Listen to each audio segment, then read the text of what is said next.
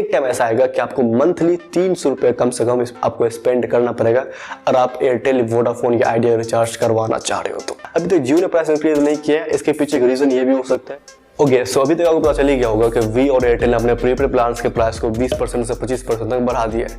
मतलब कि 20 रुपये से लेके ये 500 रुपये तक अपने प्राइस को बढ़ा चुके हैं। तो यहाँ पे जब मुझे पता चला कि भाई इसके प्राइस बढ़ चुके हैं या 25 और 26 तारीख से एप्लीकेबल हो जाएंगे, तो मैं बस ये जानना चाह रहा था कि आखिर ये लोग बार बार अपने प्राइसेस क्यों बढ़ा रहे हैं।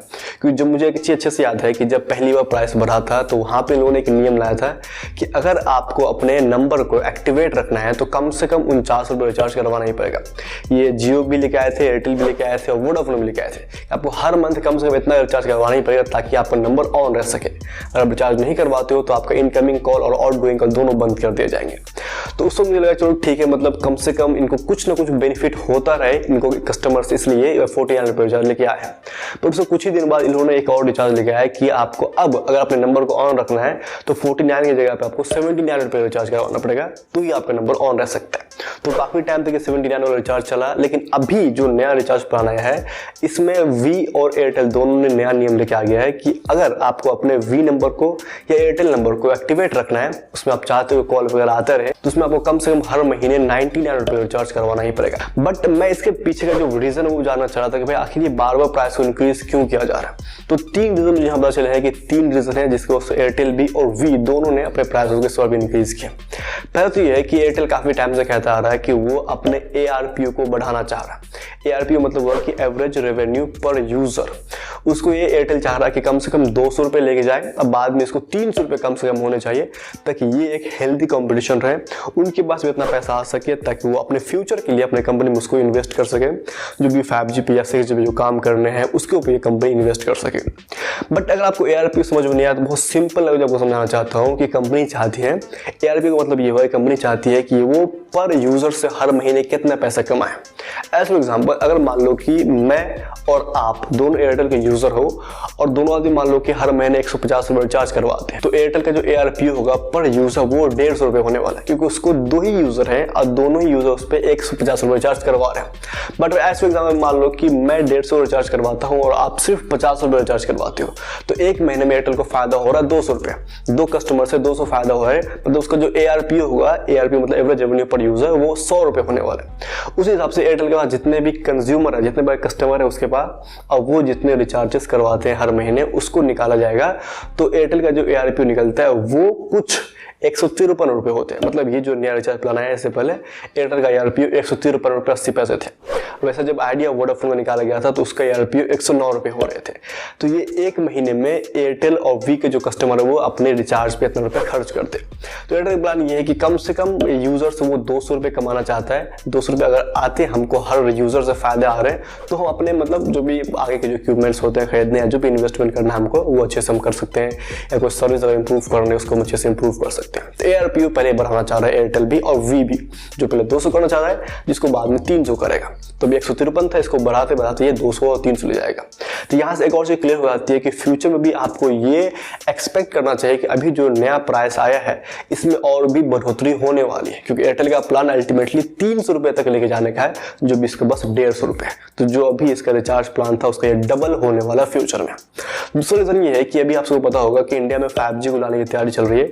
2 साल से तो 5G की बात काफी चल रही है कि हाँ इस साल मतलब ये जो भी इसका स्पेक्ट्रम नीलामी होना है वो नीलामी हो जाएगा, उसके बाद इंडिया में हम 5G रोल आउट स्टार्ट हो जाएगा, यूजर्स इसको 5G को यूज कर सकते हैं। बट इसको डिले पे डिले होता जा रहा है। अब जो भी रीजन हो इसके पीछे हम मेन बात कर रहे हैं यहाँ पे ये कि 5G को लाने के लिए हर एक कंपनी को, जो भी टेलीकॉम कंपनी वी, एयरटेल या जियो, इनको सरकार से स्पेक्ट्रम खरीदना पड़ेगा।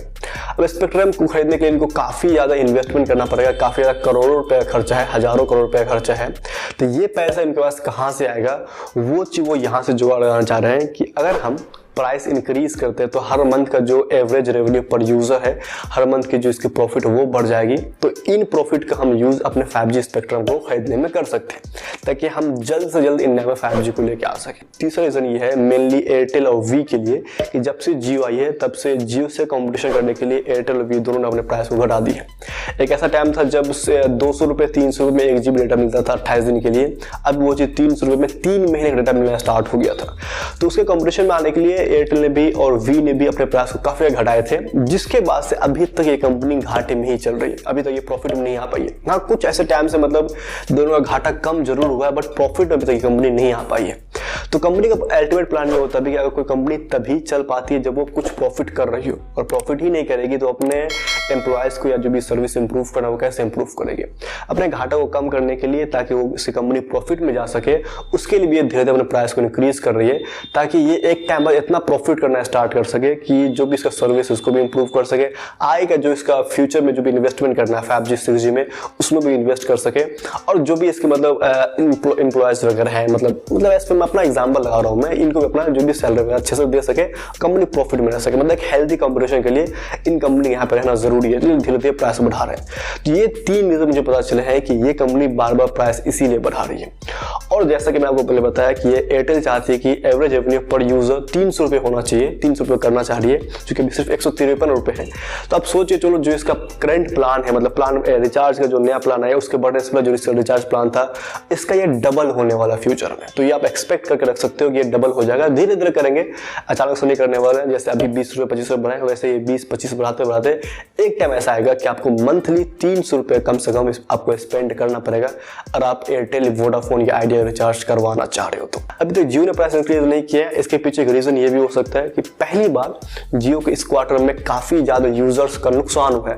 पहली बार यूजर्स जियो को छोड़कर दूसरे कंपनी के नेटवर्क में शिफ्ट हुए, चाहे वो वी हो या एयरटेल हो। तो हो सकता है इसकी वजह से हो सकता है जियो प्राइस इंक्रीज ना किया हो, पहले से उसके कस्टमर छोड़ के जा रहे हैं, और अभी उसके पास मौका है कि एयरटेल और वी से जो कस्टमर है उसको रोक ले। बट अगर प्राइस इंक्रीज करे तो हो सकता है जो गए हैं वो शायद गए ही रह जाए, जियो के पास भी ना हो सके। तो आई होप कि जियो अपने प्राइस इंक्रीज ना करें।